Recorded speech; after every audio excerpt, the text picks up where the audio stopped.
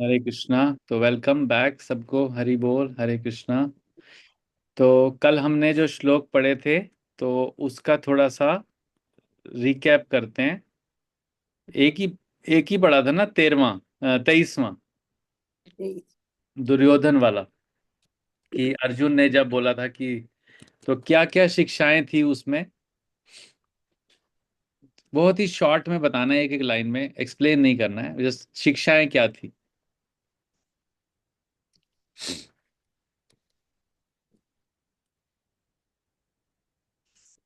बताइए सब लोग, बारी बारी। पेरेंट्स अपब्रिंगिंग पे प्रभु जी बहुत आपने डिटेल में बताया था कि जो धृतराष्ट्र थे उन्होंने अपने बच्चे की जो पालना थी वो अच्छे से नहीं की थी। तो हम्म। पेरेंट्स की अपब्रिंगिंग पे बहुत डिपेंड करता है कि बच्चे का बिहेवियर, उसकी साइकोलॉजी, उसका फ्यूचर। तो यस। धृतराष्ट्र बचपन से ही खुद भी आसक्त थे और उन्होंने अपने पुत्र को भी राजपाट के प्रति बहुत आसक्त पूर्ण बनाया था।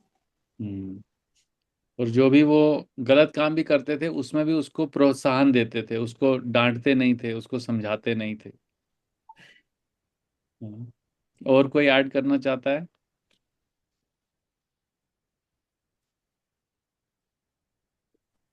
अ, हाँ जी। हरे कृष्ण प्रभु। हाँ जी। हाँ जी। हाँ, कल जैसे आपने स्टोरी बताया था कि वो छोटे छोटे चोरी बच्चे करते हैं, गार्जियन ध्यान नहीं देते हैं, वही आगे चल के बड़े हो जाते हैं। वही वही सेम है प्रभु जी। डाका डालते हैं। हाँ, डाका डालते हैं तो बच्चे जो उसकी माँ जेल में गई थी क्या स्टोरी बता रहे थे कि वेरी फर्स्ट डे अगर हम लोग केयर करें तो मतलब छोटी छोटी गलतियां सुधारी जा सकती है और फिर चीजें सुधर सकती है सब। तो बच्चे हमको कोसते नहीं है बाद में, वरना वही हाँ बच्चे हाँ। जिनको अभी हम लाड प्यार करते हैं, उनकी बातों को कवर करते हैं, तो वो फिर बाद में हमको कोसते नहीं है बड़े होके। क्योंकि उनका जब एज आएगा समझने को तब समझेंगे नहीं बच्चे। हाँ। मैं जब उस समय मेरा जो चाइल्डहुड था उस समय अगर पेरेंट्स रोके हुए थे तो आज मैं कहीं हाँ। कुछ और रहता। यस, बिल्कुल सही। हरे चलिए। कृष्ण। हरे कृष्णा, थैंक यू प्रभु जी। तो हम आगे बढ़ते हैं।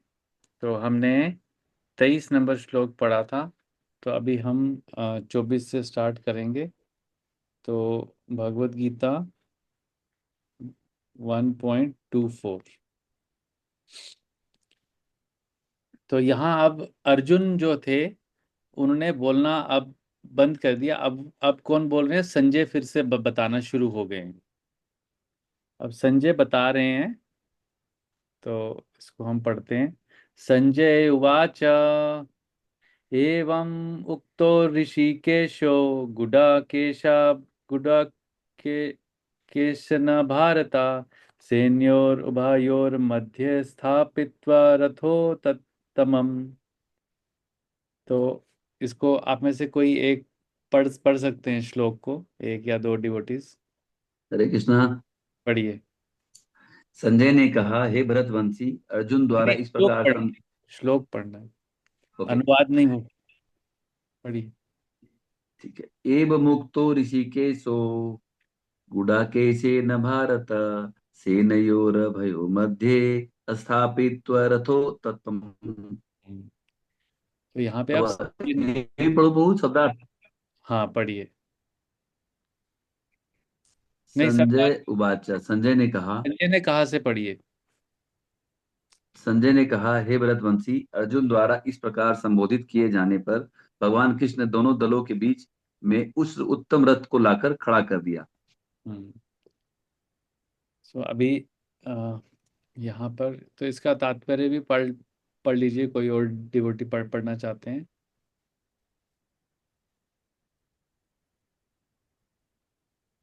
वेट मत हरे करिए, कृष्णा। पढ़िए। इस श्लोक में अर्जुन को गुडाकेश कहा गया है। गुडा का अर्थ है नींद, और जो नींद को जीत लेता है वह गुडाकेश है। नींद का अर्थ अज्ञान भी है। अतः अर्जुन ने कृष्ण की मित्रता के कारण नींद तथा अज्ञान दोनों पर विजय प्राप्त की थी। कृष्ण के भक्त के रूप में वह कृष्ण को क्षण भर भी नहीं भुला पाया, क्योंकि भक्त का स्वभाव ही ऐसा होता है। यहाँ तक कि चलते अथवा सोते हुए भी कृष्ण के नाम, रूप, गुणों तथा लीलाओं के चिंतन से भक्त कभी मुक्त नहीं रह सकता। अतः कृष्ण का भक्त उनका निरंतर चिंतन करते हुए नींद तथा अज्ञान दोनों को जीत सकता है। इसी को कृष्ण भावनामृत या समाधि कहते हैं। प्रत्येक जीव की इंद्रियों तथा मन के निर्देशक अर्थात ऋषिकेश के रूप में कृष्ण अर्जुन के मंतव्य को समझ गए कि वह क्यों सेनाओं के मध्य में रथ को खड़ा करवाना चाहता है, अतः उन्होंने वैसा ही किया और फिर वे इस प्रकार बोले। हरे कृष्ण। एक मिनट आगे वाला देख लेते हैं क्या है।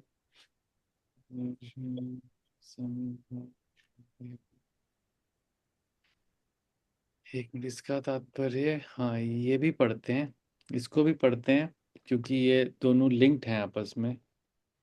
तो इसका भी तात्पर्य पढ़ते हैं हम। इसको पहले श्लोक पढ़ते हैं। भीष्म द्रोण परम प्रमुखतः सर्वेषां च महाक्षितम् उवाच पार्थ पश्यतान् संवेतान् कुरून् इति। इसका अनुवाद पढ़िए। भीष्म, द्रोण तथा विश्व भर के अन्य समस्त राजाओं के सामने भगवान ने कहा कि हे पार्थ, यहाँ पर एकत्र सारे कुरुओं को देखो। तात्पर्य भी पढ़ लें। पढ़िए। समस्त जीवों के परमात्मा स्वरूप भगवान कृष्ण यह जानते थे कि अर्जुन के मन में क्या बीत रहा है। इस प्रसंग में ऋषिकेश शब्द का प्रयोग सूचित करता है कि वे सब कुछ जानते थे। इसी प्रकार पार्थ शब्द अर्थात प्रथा या कुंती पुत्र भी अर्जुन के लिए प्रयुक्त होने के कारण महत्वपूर्ण है। मित्र के रूप में वे अर्जुन को बता देना चाहते थे कि चूंकि अर्जुन उनके पिता वसुदेव की बहन प्रथा का पुत्र था, इसीलिए उन्होंने अर्जुन का सारथी बनना स्वीकार किया था। किंतु जब उन्होंने अर्जुन से कुरुओं को देखो कहा तो इससे उनका क्या अभिप्राय था? क्या अर्जुन वहीं पर रुककर युद्ध करना नहीं चाहता था? कृष्ण को अपनी बुआ प्रथा के पुत्र से कभी भी ऐसी आशा नहीं थी। इस प्रकार से कृष्ण ने अपने मित्र की मन स्थिति की पूर्व सूचना परिहासवश दी है। ओम अज्ञानतिमिरन्धस्य ज्ञानञ्जनशलाकया चक्षुरुन्मीलितं येन तस्मै श्रीगुरवे नमः। श्रीचैतन्यमनोभीष्टं स्थापितं येन भूतले स्वयं रूपः कदा मह्यं ददाति स्वपदान्तिकं। वन्देऽहं श्रीगुरुं श्रीयुतापदकमलं श्रीगुरून् वैष्णवांश्च श्रीरूपं साग्रजातं सहगण रघुनाथान्वितं तं सजीवं साद्वैतं सावधूतं परिजनसहितं कृष्णचैतन्यदेवं श्रीराधा कृष्णपादान् सहगण ललिता श्रीविशाखान्वितांश्च। हे कृष्ण करुणा सिंधु दीनबंधु जगतपते गोपेश गोपिका कांत राधा कांत नमस्तुते। तप्त कांचन गौरांगी राधे वृंदावनेश्वरी वृषभानुसुते देवी प्रणमामि हरिप्रिये। वाञ्छाकल्पतरुभ्यश्च कृपा सिन्धु भयेव च पतितानां पावनेभ्यो वैष्णवेभ्यो नमो नमः। श्री कृष्ण चैतन्य प्रभु नित्यानंद श्री अद्वैत गदाधर शिवासादि गौर भक्तवृंद। हरे कृष्णा कृष्णा कृष्णा हरे हरे, हरे राम राम राम हरे हरे। नमो विष्णुपदाय कृष्णा पृष्ठाय भूतले श्रीमते भक्ति वेदांत स्वामीति नामिने। नमस्ते सरस्वते देवे गौरवाणी प्रचारिणे निर्विशेषा शून्यवादी पाश्चात्य देश तारणे। श्रील प्रभुपाद की जय, गुरुदेव की जय। हरे कृष्णा। तो इसका तात्पर्य जो है इसको थोड़ा सा समझते हैं। तो संजय ने कहा, हे भरतवंशी। यहाँ एक एक वर्ड बहुत इंपॉर्टेंट है, इसको ध्यान से समझने की कोशिश करेंगे। अर्जुन द्वारा इस प्रकार संबोधित किए जाने पर भगवान कृष्ण ने दोनों दलों के बीच में उस उत्तम रथ को लाकर खड़ा कर दिया। तो यहाँ पर अर्जुन का जो संबोधन किया गया है वो क्या लिखा है, एव मुक्तो ऋषिकेशो, है ना। इस प्रकार कहे गए ऋषिकेश, मतलब भगवान कृष्ण को फिर से यहाँ ऋषिकेश के रूप में संबोधन किया गया है शब्द से, और अर्जुन को गुडाकेश के शब्द से संबोधन किया गया है। और फिर जो है अर्जुन द्वारा इस प्रकार संबोधित किए जाने पर भगवान कृष्ण ने दोनों दलों के बीच से रथ को वहां बीच में लाके खड़ा कर दिया। तो ये श्लोक संजय ने क्यों क्यों बोला, इतना इतना क्या इंपॉर्टेंस है इसमें जो संजय को ये बोलना पड़ा, और उन्हें खास दो शब्द यूज किए हैं, गुडाकेश और ऋषिकेश। एक एक पॉइंट सब लोग बता सकते हैं जो हमने पढ़ा अभी। भक्त और भगवान के रिश्ते को बताने के लिए बोला है। हाँ, मतलब भगवान को ऋषिकेश बोला है क्योंकि भगवान ऋषिकेश हैं, और वो अपने, जैसे हमने पढ़ा था, शुद्ध भक्त की इंद्रियों को भी वो नियंत्रित करते हैं। तो समहाउ यहाँ पर वो अर्जुन की इंद्रियों को भी नियंत्रित कर रहे हैं, उस तरीके से समझ सकते हैं। यस, कि उनका संबंध है आपस में, भक्त और भगवान के बीच में। और कोई? सबसे पहले तो प्रभु जी संजय ने अर्जुन को भरतवंशी इसलिए बोला है क्योंकि अलग अलग श्लोक में हम देखेंगे, अगले में पृथा पुत्र कहा है, तो भरत के वंशज हैं वो, महाराज भरत के वंशज हैं, तो इसलिए उनको एड्रेस किया है कि तुम एक महान राजा महाराजा भरत के वंशज हो। तो इसलिए स्टार्ट होता है संजय वाचा। फिर इसमें दो वर्ड्स, चार चीजें इस श्लोक में बहुत इंपॉर्टेंट है, एक ऋषिकेश, एक गुड़ाकेश, एक कृष्ण भावनामृत क्या है उसकी डेफिनेशन, और भक्त के क्या गुण होने चाहिए वो। इन चार टॉपिक्स को इस श्लोक में कवर किया गया है। ऋषिकेश का मतलब होता है जिसने नींद पे विजय पा ली हो। ऋषिकेश नहीं, गुडाकेश। गुड़ाकेश का मतलब, क्योंकि नींद ऐसी चीज है, अभी कुछ दिन पहले एक मेरे को मैसेज आया कि एक आदमी बनारस का जो घाट है जहाँ पे दाह संस्कार किया जाता है, उसको इतनी नींद आई कि वो चिता के ऊपर ही सो गया। नींद एक ऐसी चीज है कि इंसान को जब नींद आती है तो वो ये नहीं देखता कि नीचे मखमल का गद्दा है कि कड़ा बिस्तर है, वो सो जाता है। लेकिन अर्जुन ने अपनी नींद पर विजय पा ली थी। इस श्लोक में नींद का एक और तात्पर्य है अज्ञानता। तो यहाँ अज्ञानता वर्ड पे मेन स्ट्रेस किया गया है, नींद को थोड़ा सेकेंडरी कर दिया गया है कि क्योंकि अर्जुन ने अपनी अज्ञानता पे विजय पा ली थी इसलिए उन्हें गुड़ाकेश कहा गया। तो गुड़ाकेश के दो मतलब हैं, एक जिसने अपनी नींद पर विजय पा ली है और जिसने अज्ञानता में विजय पा ली है। क्योंकि जब हम सो जाते हैं हमें पता नहीं चलता हम कौन है, हम कहाँ पर है। तो सेमली अज्ञानता में भी हमें पता नहीं चल रहा कि हम कौन है। अब शायद हम थोड़ा थोड़ा जान पाए हैं कि हम भगवान के अंश हैं, क्योंकि हमारे अज्ञानता के बादल धीरे धीरे छट रहे हैं, तो हम ये जान पा रहे हैं कि हम कौन है, हम भगवान के अंश हैं। तो जैसे नींद में हमें अपनी ड्यूटीज नहीं पता लगती, नींद में हमें पता नहीं चलता हमारा भगवान से संबंध क्या है, क्योंकि हमारे बादल धीरे धीरे छटने शुरू हो गए हैं, तो हमें वो अज्ञानता धीरे धीरे हट रही है और हमें पता चल रहा है कि हम भगवान के साथ हमारा रिलेशन क्या है, भगवान हमारे परम पिता है। तो यहाँ नींद को अज्ञानता के साथ कंपेयर किया गया। यस, और यस। दूसरा ऋषिकेश तो हमने लास्ट में कहा ही है कि भगवान जो है वो इंद्रियों के स्वामी है। अब इसमें भी मैंने आज एक लेक्चर सुना, उसमें बहुत अच्छा था कि अगर भगवान सबकी इंद्रियों के स्वामी है तो सबकी इंद्रियां वो कंट्रोल कर रहे हैं ना। एक आम आदमी की भी कर रहे हैं, एक क्रिमिनल की भी कर रहे हैं और एक शुद्ध भक्त की भी कर रहे हैं। तो डिफरेंस क्या है? तो उसमें बहुत अच्छा प्रभु जी ने एक्सप्लेन किया था, सनातन धर्म प्रभु जी ने, कि भगवान हर एक की इंद्रियों को कंट्रोल कर रहे हैं, लेकिन उसका लेवल वो कैसे जज करते हैं, कौन कितना सरेंडर करता है, जो कि भगवत गीता का सार भी है, शरणागति। यस। जो जितना सरेंडर करता है भगवान उसकी इंद्रियां उतनी ही ज्यादा कंट्रोल करते हैं।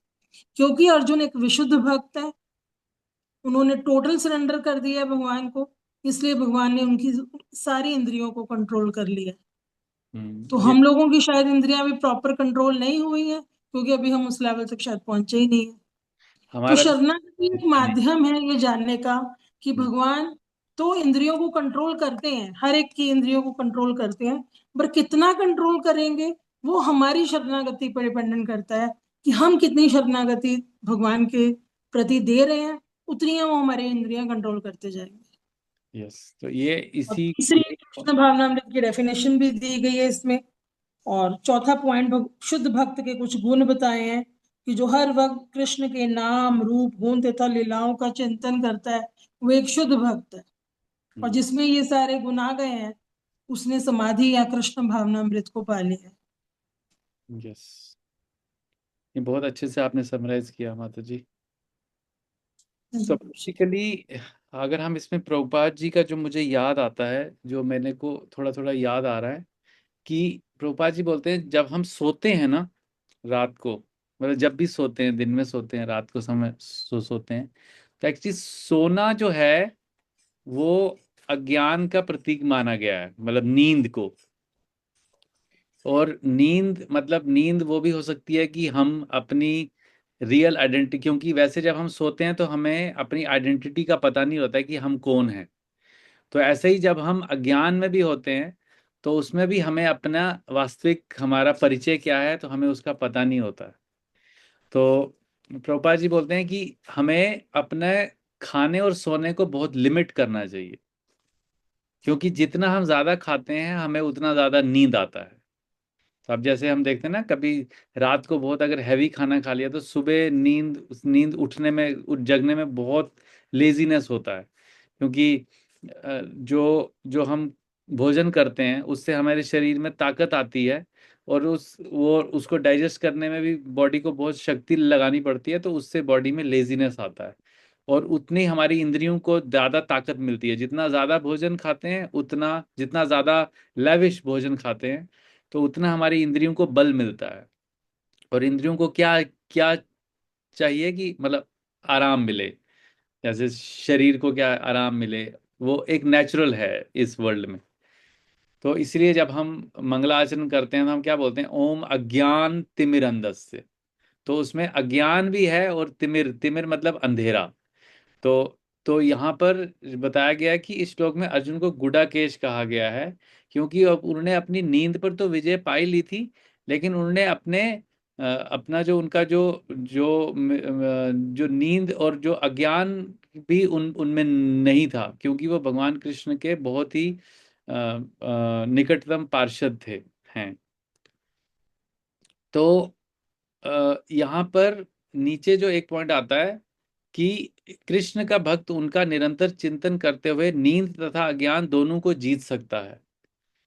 तो जो जब हम भक्ति कर रहे हैं अभी, जैसे धीरे धीरे हम भक्ति में आगे बढ़ रहे हैं, तो अगर हमारा नींद पे कंट्रोल आ रहा है, मतलब हम जल्दी उठ पा रहे हैं या हम कम सो रहे हैं, क्योंकि धीरे धीरे जैसे जैसे हमारा एडवांसमेंट होता है स्पिरिचुअल लाइफ में, जो हम अपने गोस्वामियों के आचरण से देखते हैं, जैसे सनातन गोस्वामी, रूप गोस्वामी जो हैं, वो 1 से 1.5 घंटा पूरे 24 घंटे में रेस्ट करते थे। और भक्ति विनोद ठाकुर जी जो हम देखते हैं, वो 2 से 2.5 घंटे पूरे 24 घंटे में रेस्ट करते थे। हम उनको कॉपी नहीं कर सकते, बट ये वो अपने आचरण से बताते हैं कि जब हम बहुत ही प्यूरिफाइड स्टेट में होते हैं, प्यूरिफाइड कॉन्शियसनेस में होते हैं, तो हमारा नींद जो है वो धीरे धीरे कम होता जाता है। उससे बॉडी पे कोई फर्क नहीं पड़ता, कोई हेल्थ इश्यूज पे फर्क नहीं पड़ता, क्योंकि बॉडी को उतनी नींद की जरूरत ही नहीं पड़ती जितनी हमें अभी कंडीशन स्टेज में, बद अवस्था में पड़ती है। क्योंकि हम अभी बहुत ज़्यादा स्ट्रेस लेते हैं, उस स्ट्रेस को कंपनसेट करने के लिए हमें ज़्यादा नींद चाहिए होती है। तो जैसे जैसे हम भगवान के ज़्यादा ज़्यादा सरेंडर होते रहते हैं, तो हमारा स्ट्रेस धीरे धीरे कम होता जाता है। और वो उस जो जैसे जैसे स्ट्रेस कम होता जाता है तो नींद भी कम होती जाती है। तो जितना व्यक्ति कम स्ट्रेसफुल होता है उतना उसको कम नींद की जरूरत होती है। जो जितना ज्यादा स्ट्रेसफुल होता है, देखा ना, जो लोग डिप्रेशन में होते हैं वो लोग कितना ज्यादा सोते हैं, या किसी को तो नींद नींद ही नहीं आती है, तो उनको मेडिसिन खानी पड़ती है नींद की। तो this is a sign of, मतलब मेडिकल सिचुएशन है दोनों में, कि ज्यादा नींद आना और बिल्कुल भी नींद नहीं आना। तो इसी को कृष्ण भावनामृत या समाधि कहते हैं, मतलब हमें अपने अज्ञान को दूर करना है। लेकिन अगर इस श्लोक के कॉन्टेक्स्ट में देखते हैं कि यहाँ संजय जो है वो अर्जुन को भरत वंशी बता रहे हैं कि आप भरत महाराज के वंशज हैं, और वो भगवान कृष्ण ने, क्योंकि ऋषिकेश है भगवान कृष्ण, तो वो बेसिकली वो अर्जुन के मनोभाव को समझ चुके हैं कि वो मुझे क्यों बोल रहा है अर्जुन कि आप रथ को बीच में लेके जाओ। और वो आगे श्लोक में जो नेक्स्ट श्लोक बोला है उन्होंने, उसमें उसका उसको बता रहे हैं। वो बोल रहे हैं भीष्म, द्रोण तथा विश्व विश्व भर के अन्य समस्त राजाओं के सामने भगवान ने कहा कि हे पार्थ, यहाँ पर एकत्र सारे कुरुओं को देखो। तो अब आपके बीच में हमारे पास ये भी क्वेश्चन आ सकता है कि अर्जुन तो पहले ही उनको सबको देख चुके थे, अब तो शंख भी बज गया था, अब तो युद्ध भी होने वाला था। तो यहाँ पर ये शब्द जो है कि आप देखो, इसका इसका बहुत प्राइम इंपॉर्टेंस है कि यहाँ पर एकत्र सारे कुरुओं को देखो। तो वो जो भगवान कृष्ण हैं, वो क्योंकि ऋषिकेश हैं, वो अर्जुन के मनोभाव को समझ चुके हैं अब, कि अब उसका मन जो है वो विचलित होना शुरू हो चुका है। अब धीरे धीरे उसके अंदर, जब वो देखेगा, जब अर्जुन यहाँ अपने पूरे परिवार वालों को देखेंगे, क्योंकि भगवान ऋषिकेश है, उनको पता है कि इसके मन में उनके प्रति भाव उत्पन्न होंगे। तो इसलिए यहाँ पर ये शब्द बहुत इंपॉर्टेंट है, देखो। तो भगवान पहले से जानते हैं। तो यहाँ लिखा है समस्त जीवों के परमात्मा स्वरूप भगवान कृष्ण ये जानते हैं थे कि अर्जुन के मन में क्या बीत रहा है। मतलब अब उसके मन में कुछ चेंज हो गया। अभी तक वो अर्जुन में था कि हाँ मुझे युद्ध करना है, शंख बज चुका है, सब कुछ हो चुका है। लेकिन जैसे ही अर्जुन ने ये बोला कि मेरे रथ को बीच में लेके जाओ, तो भगवान क्योंकि ऋषिकेश है, उनको पता चल गया अब इसका मन जो है थोड़ा सा विचलित हो गया है। और वहां पर उसको गुड़ाकेश बोला, कि गुड़ाकेश इसलिए बोला क्योंकि उसने अज्ञान और नींद को, उसने, गुड़ाकेश है तो अपनी नींद पर विजय पा ली है, लेकिन और अभी तक उसने अपने अज्ञान पे भी विजय पा ली थी, लेकिन अब अज्ञान उस पर हावी होने वाला है। वो भी एक उसका रीजन है गुड़ाकेश को बोलने का। तो इस प्रसंग में ऋषिकेश शब्द का प्रयोग सूचित करता है कि वह सब कुछ जानते थे। इसी प्रकार पार्थ शब्द अर्थात पृथा या कुंती पुत्र के नाम है पृथा। तो कुंती पुत्र भी अर्जुन के लिए प्रयुक्त होने के कारण महत्वपूर्ण है। मित्र के रूप में वह अर्जुन को बता देना चाहते थे कि चूंकि अर्जुन उनके पिता वासुदेव की बहन पृथा के पुत्र था, इसलिए उन्होंने अर्जुन का सारथी बनना स्वीकार किया। तो बोले ये तो बहुत ही यहाँ पे अच्छे से लिखा हुआ है। किंतु जब उन्होंने अर्जुन से कुरुओं को देखो कहा, तो इससे उनका ये अभिप्राय था क्या अर्जुन वहीं पर रुककर युद्ध करने नहीं चाहता था। तो ये अब यहाँ पर ये हम आचार्यों से समझ सकते हैं। तो भगवान को पता चल गया कि अब इसके मन में शायद आ गया है कि मैं वहां देखूंगा। और इसका भाव जो है उन्होंने पहले से ही फ्यूचर को बता दिया, समहाउ अपने वर्ड से ही बता दिया कि देखो, कि मतलब अब इसके मन में, अभी इसका मन विचलित होगा और ये बोलेगा कि मैं कैसे अपने भीष्म पितामह को दादा पड़ दादा को मारूं, कैसे, मतलब पूरे परिवारजन मेरे सामने हैं। तो यहाँ पर अर्जुन की अज्ञानता का भी वर्णन आ रहा है कि अब उनमें धीरे धीरे वो जो अपने लक्षण शो करेंगे वो एक अज्ञान व्यक्ति के लक्षण शो शो करने वाले हैं। इसलिए पहले उनका विशेषण व्यंग्यात्मक तरीके से किया गया है गुड़ाकेश, और भगवान का सही तरीके से बताया गया है कि ऋषिकेश है, कि वो पहले से ही जान गए कि अर्जुन के मन में क्या चीज चल रहा है। That's why he is Rishikesh. तो कृष्ण को अपनी बुआ पृथा के पुत्र से कभी भी ऐसी आशा नहीं थी।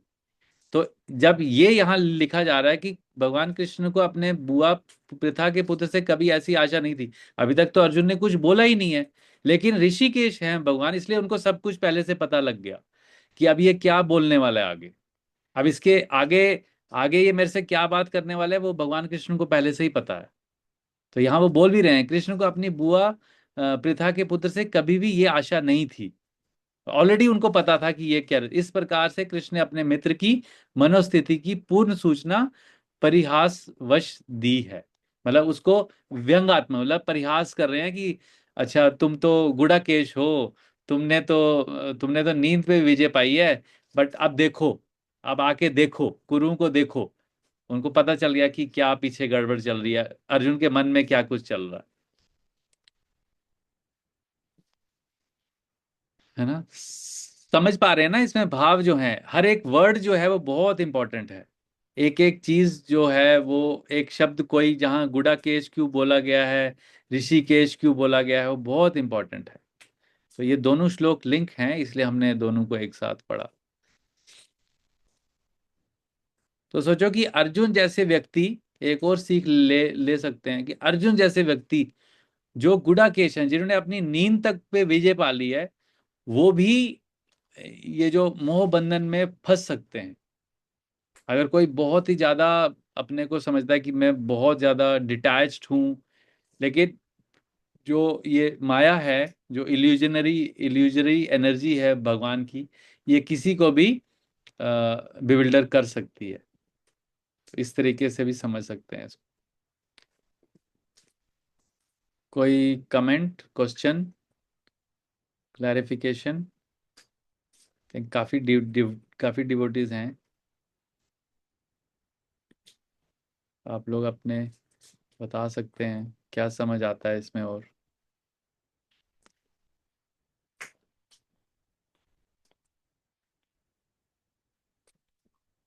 इसी ऐसे भी समझ सकते हैं प्रभु जी की, जो कृष्ण है अर्जुन को सटायर कर रहे हैं कि हाँ, देखो यही वही तुम्हारे भीष्म पितामह जिससे तुम बचपन से पितामह पितामह कह के बड़े हुए हो, वो तुम्हारे विरुद्ध खड़े हैं लड़ने के लिए।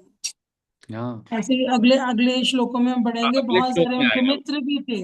अगले में आएगा, अगले में वो आएगा कि वो बोलेंगे देखो यही हैं तुम्हारे वो भीष्म पितामह, यही तुम्हारे ससुर हैं, यही तुम्हारे तुम्हारे भाई हैं।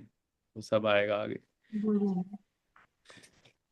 तो इन दो श्लोकों से हम जो सार समझ सकते हैं कि भगवान की स्थिति जो ऋषिकेश है वो हमेशा है, वो चेंज नहीं होती है। लेकिन जो जीव आत्मा है, अगर वो गुडाकेश भी है तो भी उसका, वो अपनी स्थिति से नीचे गिर सकता है कभी भी। जैसे अर्जुन को उन्होंने यहाँ पे भांप लिया कि अब जो है वो ऐसी बातें आगे करने वाले हैं कि जिससे उनको परिहासवश वो बोल रहे हैं कि मतलब कि तुम तो गुडाकेश हो, तुमने तो नींद को जीत लिया है, लेकिन अब तुम ये मोह में कैसे फंस गए। तो बेसिकली हम लोग सब यहाँ अर्जुन को रिप्रेजेंट करते हैं। मतलब उल्टा बोला जाए तो अर्जुन हम सबको रिप्रेजेंट कर रहे हैं यहाँ, कि हम अपने को जितना भी इंटेलिजेंट समझ लें, जितना भी पढ़े लिखे समझ लें, लेकिन भगवान हमारी अंदर से जानते हैं कि इसके मन में क्या चल रहा है। जब वो अर्जुन के मन को जान गए तो हमारे मन में भी क्या चल रहा है भगवान को सब पता है। हम बोलते हैं ना, हम कुछ ऐसी चीज करेंगे, चोरी कर रहे हैं तो कोई देख नहीं रहा है, तो भगवान को बाहर से देखने की जरूरत नहीं, वो अंदर ही बैठे बैठे देख रहे हैं परमात्मा रूप में। तो यहाँ प्रभुपाद जी लिखते हैं समस्त जीवों के परमात्मा स्वरूप भगवान ये जानते हैं। तो भगवान हमारे अंदर बैठे हुए हैं और वो सब जानते हैं क्या चीज चल रहा है अंदर। मतलब जो हमारा अनसेड वर्ड्स है ना, जो हम दूसरों को कुछ बोल रहे हैं और अंदर कुछ और चल रहा है, तो वो सब जानते हैं। That's why he is Rishikesh. और हम गुडाकेश होते हुए भी, मतलब अर्जुन हमको रिप्रेजेंट करता है और हम अगर उस लेवल पे भी हैं कि हमने नींद को भी जीत लिया है, तो भी हमारा फॉल डाउन होने के चांसेस हैं जब तक हम भगवान को शरणागत नहीं हैं। तो यही भगवत गीता जब फिनिश होगी तो भगवान कृष्ण की वाणी से अर्जुन का जो है वो सब, ये जो मोह है, अंधकार जो है, ज्ञान जो है, वो सारा खत्म हो जाएगा। ठीक है, और कोई कुछ पॉइंट ऐड कर सकते हैं? तो नेक्स्ट जो है ये तत्र, आगे क्या है, अर्जुन ने वहां पर दोनों पक्षों की सेनाओं के मध्य में अपने, हाँ बस आगे फिर वो शुरू हो जाएगा, वो सबको देखेंगे और अपने वेल विशर्स को भी देखेंगे, अपने दुश्मनों को भी देखेंगे। दुश्मन तो वो मानते नहीं थे बट ऐसा। ठीक है, तो हरे कृष्णा। तो आज हम यहीं पे स्टॉप करते हैं और उसके बाद कल हम आगे के श्लोक पढ़ेंगे।